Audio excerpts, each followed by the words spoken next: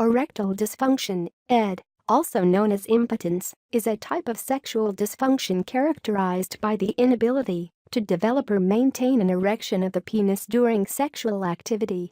Erectile dysfunction occurs when a man cannot get or maintain an erection. It is common in men of all ages. Muscles, especially those important in maintaining an erection, sometimes lose tone and strength. As a result, exercises can help to reverse erectile dysfunction, ED. Causes and risk factors for ED include obesity, cardiovascular disease, metabolic syndrome, prostate cancer, stroke, low levels of physical activity, smoking, and alcohol use. 1. Activating pelvic floor muscles. This exercise is simple but important. It teaches a person to activate their pelvic floor muscles. Lie down with the knees bent, the feet flat on the floor, and the arms by the sides.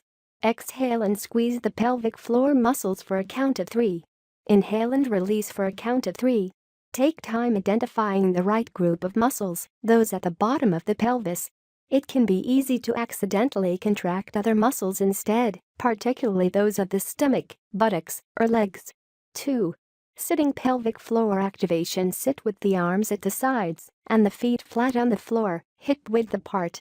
Using the same technique as above, activate the pelvic floor muscles for a count of 3 and release for a count of 3.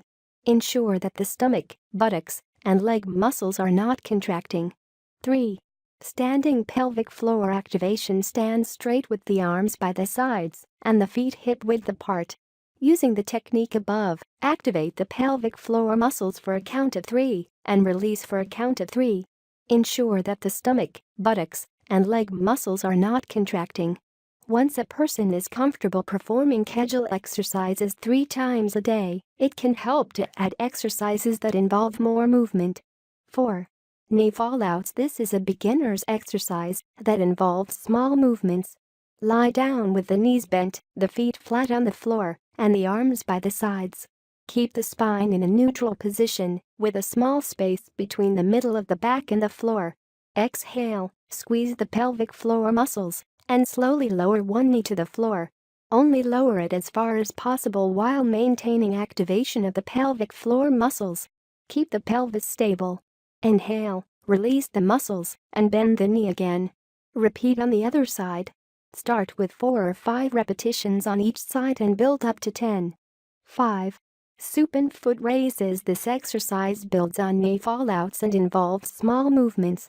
Lie down with the knees bent, the feet flat on the floor, and the arms by the sides.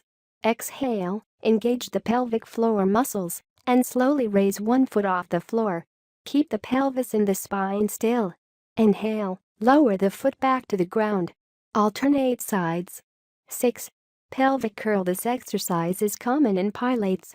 Lie down with the knees bent, the feet flat on the floor, and the arms by the sides.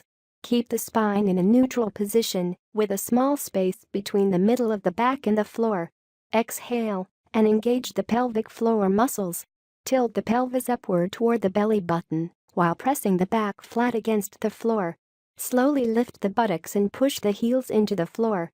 Squeeze the buttocks while lifting it and the lower and middle back. The body's weight should be resting on the shoulders. Take 3 breaths and squeeze the buttocks and pelvic floor muscles.